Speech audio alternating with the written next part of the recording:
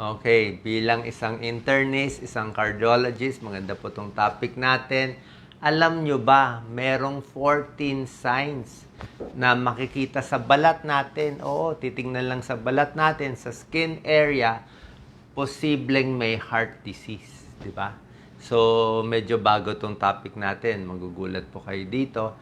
Normally kasi, pag sakit sa puso, isipin natin, chest pain, di ba? Mabigat. Ito yung mga usual alam natin na minsan sumasakit hanggang panga, sumasakit dito. O yan, pwede yan may sakit sa puso.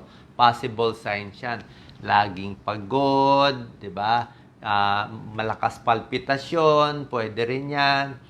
Hinihingal, pwede sa baga, pwede sa puso, hinihimatay, kulang ang blood pressure, kulang ang cardiac output. Pwede rin yan, di ba? Pero ngayon, ang topic natin, nasa balat na sa skin lang, yung pala sakit na pala sa puso.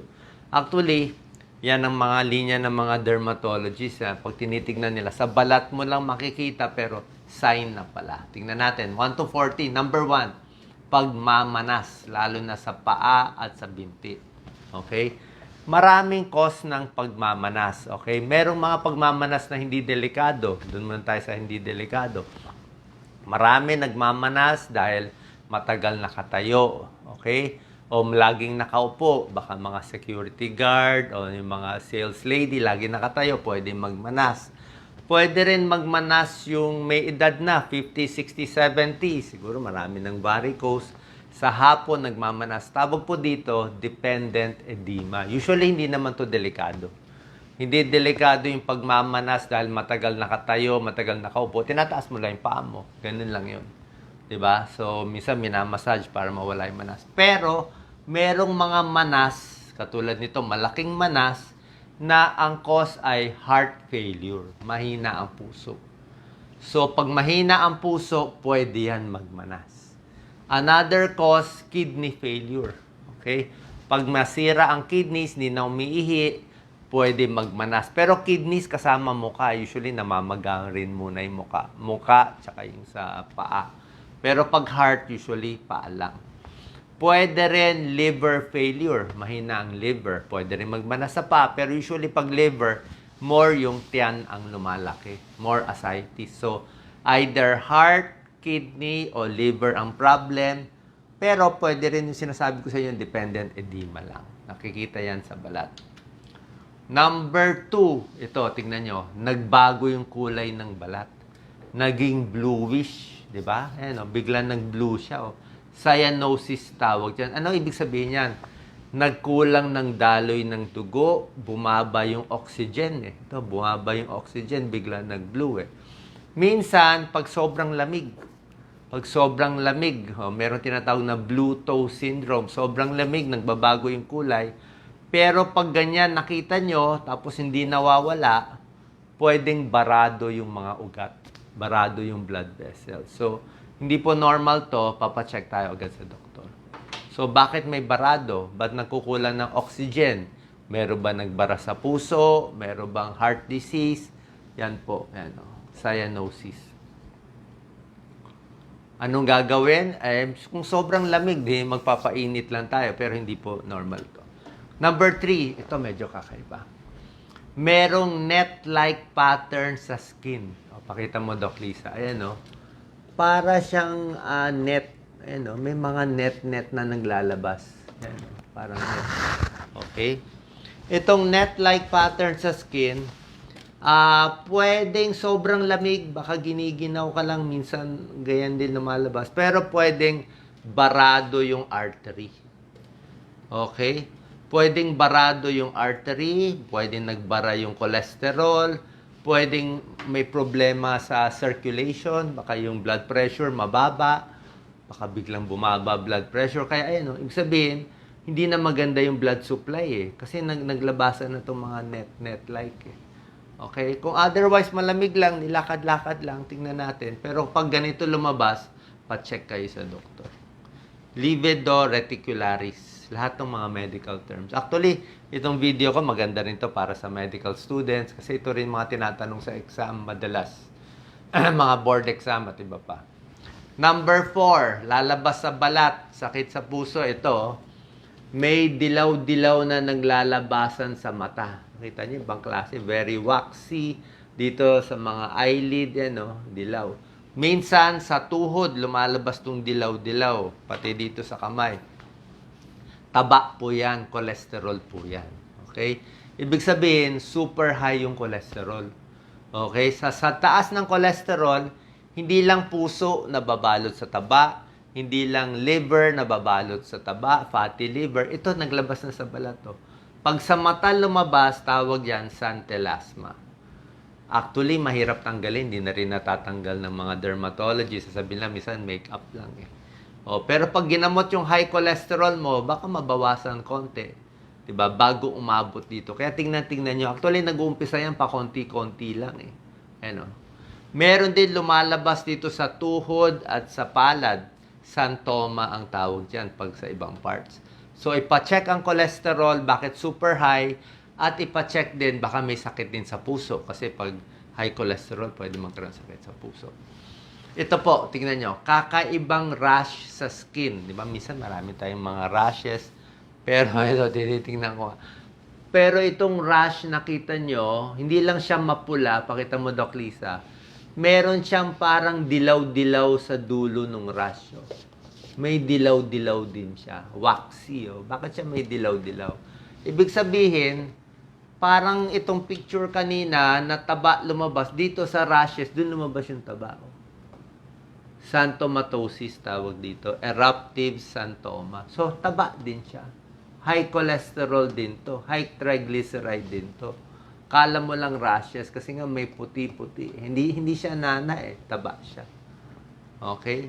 Meron ding ibang sakit na parang ganito rin, no? Pero papacheck natin sa derma kung viral infection ba o pag hindi nawawala, baka mataas pa lang cholesterol. So check cholesterol, papa-ECG, papa-2D echo. Number 6, ito lagi ko tinuturo, clubbing of fingers. Okay? Pag may nakita kaming pasyenteng club, ano ibig sabihin ng clubbing? Ito, kumapal yung dulo ng daliri. Kumapal. Dapat ang daliri natin pag ganito yan, di ba? May angle yan eh. May angle yung daliri natin. Ito bumaliktad. Gumanon siya eh. Gumanon yung daliri. Kumapal. At hindi lang makapal, usually medyo pwedeng blue baby, yung mga may congenital heart disease, pinanganak na may butas ang puso, kulang ang oxygen. Pag kulang ang oxygen mo sa katawan, nagka-clubbing. So, yung mga may congenital heart disease, may mga blue baby, mga may ventricular septal defect, sila yung pwedeng mag-clubbing. Pero meron ding matatanda nagka-clubbing, yung kulang sa oxygen. May COPD, naninigarilyo, may emphysema, matagal na. Yan. Okay? So, ganyan po nangyari. Paano natin malalaman kung may clubbing tayo o wala, lalo na sa mga smoker? Ito po yung tinatawag na Shamroth sign. Ito yung tinuturo ko sa inyo. Ito yung normal na may butas. Di ba? Lagi ko pinapakita sa inyo. Ganito. Yan, oh. Kailangan may butas. So, kita mo yung ilaw. Ito, nakikita ko yung cellphone. Oh. May butas. Normally, pag ginanyan nyo ang daliri nyo, dapat may butas. Normal. Walang clubbing. Pag nag-clubbing yan, kumapal yan, wala nang butas. Ito, walang butas. Walang ilaw makakapasok. Ito, clubbing, oh. Walang ilaw papasok. Oh. Sarado. Okay? So, yan po ang meaning yan. Pero, meron din exception. May ilang tao na yung sa lahi siguro nila, yung daliri nila, ganun. May ganung tao. Siguro, may kakaiba sila. Pero, pag may clubbing at wala nga nitong butas na nakikita mo, kailangan magpa-check tayo sa doktor para sure lang. Number 7, ito medyo kakaiba to. Waxy lumps on the skin. Ito may protein deposits dito sa daliri. Parang may laman-laman. Okay, may laman-laman. Merong isang sakit na medyo rare, tawag dito, systemic amyloidosis. Nagkakaroon ng protein deposit sa puso at sa balat lumalabas. Ganito po itsura niyan. Okay? So, pwedeng peklat lang o nasugat lang. Pero kung may nakita kayong ganyan, walang masama ipacheck yung puso din. Number 8, ito. Itong mga sakit na to kakaiba eh. Infective endocarditis. Pero marami to sa Pilipinas. Infective endocarditis nakita namin. Ang puso kasi natin, meron siyang mga valve sa loob. Doc Lisa, kunin mo nga yung heart model ko. Yung puso, merong mga valvula yan eh. May aortic valve, mitral valve. Minsan, nag-i-infection yan. Okay? Baka may infection sa katawan. Ito, mabilis itong assistant ko. So, pag ito yung puso natin, bubuksan natin. Sana yung hulog. Ito yung mga valvula. Nandito yung mga valve. Hindi napapakita yung mga valve. Ito yung mga valve sa likod. Diba? So, itong mga valvula, pwede siya mag-infection. Kita to. Ito yung isang valve. So, pag nag-infection itong mga valve na to, pwede siyang magbato o magtapon ng mga emboli, pwedeng mga bakterya ang nilalabas niya, o pwedeng may mga nagkaklat na nilalabas niya, at pwede pumunta sa mga daliri. Ayan o. Tignan niyo yung daliri o. Maraming sugat-sugat. Tawag dyan splinter hemorrhages. Ayan o. Kita ba nila, Doc Lisa? Ito yung mga linya. Kung isang daliri lang ng paa may ganyan, ay baka nabunggo mo. O baka nabunggo mo yung kamay mo. Pero kung maraming ganyan, o, pula-pula. Okay? Tapos baka may lagnat, masama pakiramdam. Pa-check ang puso. Baka yung valvula na pinapakita ko, may sira. Ito yung mga valve. Ito yung tsura ng valve. Okay? Mukhang tricuspid valve. Okay. Yan. Infective endocarditis. Number 9, ito sa mga exam, tinetest din. Yung paa, merong mga nodule. Okay? Masakit na laman-laman. Okay? Pwedeng may kalyo, pwedeng may buko lang. Pero, nakita to ni William Osler dati. Itong magaling, itong idol ko. Doktor sa Amerika to eh. 1898, siya naka-imbento, siya naka-discover. Yung mga pasyenteng may infection sa puso, may sira yung mga valvula sa puso, naglalabasan itong mga nodule. Kaya pinangalan sa kanya, Osler nodes. Sa exam lagi ang tinatanong. So, pag may ganyang bump, i-check ang puso. Papa 2D echo. Another problem, ito medyo maselan. Ayan, may parang mga sugat-sugat eh. Ayan, mga brownish, reddish spot. Ayan, sa paa din yan. Dahil nga nag-infection nga sa puso, heart infection, infective endocarditis. Ito. Okay, hindi masakit pero parang may mga sugat-sugat. Janeway lesions. Yan din naka-invento noon. Yung nakakita niya. So, tingnan din natin ang balat natin. Lumalabas din dyan kung may sakit sa puso. Number 11. Ito, common to sa Pilipinas. Isang klaseng rash na kakaiba. Erythema marginatum. Okay? Saan to nakikita? Isip natin, di ba? Parang common tong rash na to, di ba? Parang hives, parang tagulabay, Pero ito ay sign ng rheumatic fever. Okay, sa Pilipinas, napakaraming rheumatic fever. Sa Amerika, halos walang rheumatic fever. Dito lang sa Pilipinas. Kaya sa Pilipinas, ang haba ng pila sa heart center, alam na alam ko yan, puro rheumatic heart disease, puro sira ang valvula, puro ooperahan, kailangan palitan to, isang valve, dalawang valve, gagastos ng kalahating milyon, haba ng pila, hindi na naoperahan yung mga bata. Bakit? Dating lista, 4,000 nakapila sa heart center. Bakit ang dami nating rheumatic heart disease sa Pilipinas? Kasi, nag-uumpisa to as rheumatic fever. Paano nagkaka-rheumatic fever? Simple lang. Bata na may tonsil. Di ba bata, ang daming may tonsil. Pag ang bata nagkaroon ng tonsillitis, nagkaroon ng nana dito, ako nung bata ako, madalas ako magka-tonsillitis. Namamaga tonsil, may mga puti-puti nana, dapat bibigyan ng antibiotic 7 to 10 days. Usually, mga penicillin kind ng mga antibiotics. Binibigyan 7 to 10 days para mapatay yung bakterya. Kaya lang sa Pilipinas, maraming mahihirap na bata, maraming may tonsil, nagkahawa-hawa, syempre hindi na napapacheck sa doktor, hinahayaan na lang kusang dumami yung bakterya at mawala.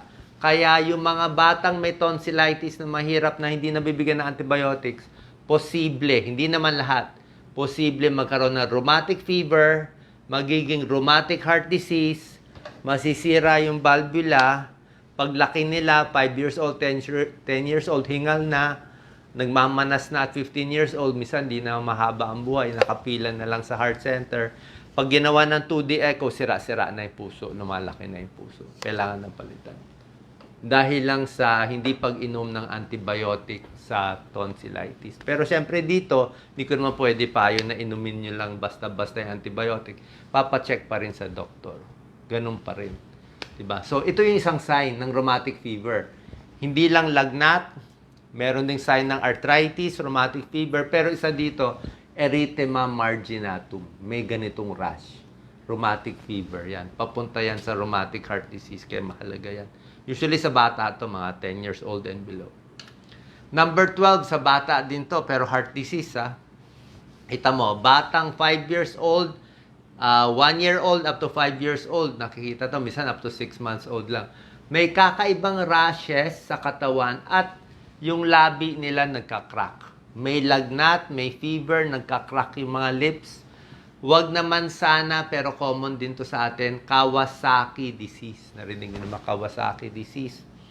Maraming viral infection ang mga bata. Yung iba, yung mga alam na natin, mga rosiola at iba pa. Medyo worried tayo doon.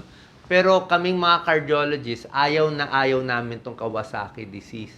Kasi ito yung infection sa bata na posible sumira sa ugat sa puso. Biro mo, 5 years old pa lang yung bata, itong salbahing infection na to, sisirain niya tong artery. Sisirain niya. Magiging uka lahat to.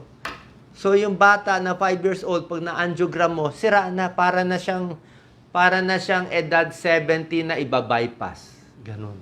Kawasaki disease. Kawawa yung mga bata dito.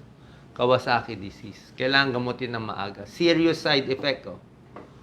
Serious side effect ng Kawasaki heart disease. Ito. Yan, oh. Marami ding mga lymph node lumalabas. So, pag may ganyan mga, yung bata, pa-check agad. Baka makuha pa ng gamutan. Number 13. Ito. Earlobe crease. Yan, may linya sa tenga. Check nyo nga, may linya kayo sa tenga. Tawag dyan Frank sign. Okay? May konting pag-aaral yan. Tunay po to. Na pag may earlobe crease, mukhang higher chance ng heart disease. So, sasabihin nyo, ano connection ng tenga? Hindi ko sinasabi yung haba ng tenga, haba ng buhay. Wala akong nakitang pag-aaral doon. Pero itong earlobe crease, isang theory is parang yung mga tissue sa katawan nagiging mas marupok. Parang nagiging mas marupok yung mga tissues dito sa tenga, kaya nagpo-fold. So, ibig sabihin, pati yung sa puso, baka humihina rin. Tsaka usually, nakikita mo yung earlobe crease sa may edad. Sa may edad. Pag nag-50, 60, 70, nag-earlobe crease. So, ibig sabihin, nagkakaedad. Kaya nagkaka-crease, kaya tumatanda. Kaya tumatanda din yung puso. Okay? So, possible sign yan. So, itong mga sign, wala namang 100%. Pero nice to know. At ito rin yung kailangan alam ng mga doctors and medical students. Number 14, arcosinilis. Okay? Arcosinilis, tingnan nyo yung mata nyo, lalo na yung mga above 40 years old, magkakaputi-puti na yan. Kung kayo ay 60 years old na at nakita nyo yung mata nyo may isang bilog na puti, ayan, parang yan, bilog na siya na puti, ang kapal pa ng pagkaputi niya. Pwedeng normal lang yon kung kayo ay senior na. Pero, kung wala pa kayong senior, 40 years old pa lang kayo, 50 years old, tapos may puti ng ganyan, pwedeng taba yan. So, pag taba yan, mataas ang cholesterol, ipacheck nyo. Kung maaga kayo nagkaroon ng puti dito sa paligid, pacheck nyo. Pacheck ang cholesterol. Kung mataas ang cholesterol, possible sign of heart disease. Dito ang puti, hindi yung puti sa gitna. Pag yung puti dito sa pupil, cataract yun. Bisan yung cataract, nakikita na namin Okay? So, sana po nakatulong to. 14 skin signs ng heart disease. Nakita nyo, kakaiba lahat. Okay? So, para at least for your awareness. Pero yung common sign ng heart disease, syempre, yung mga sakit sa dibdib na 5 to 15 minutes. Yun naman yung mga alam natin. Sana nakatulong tong video para sa inyong kaalaman. God bless.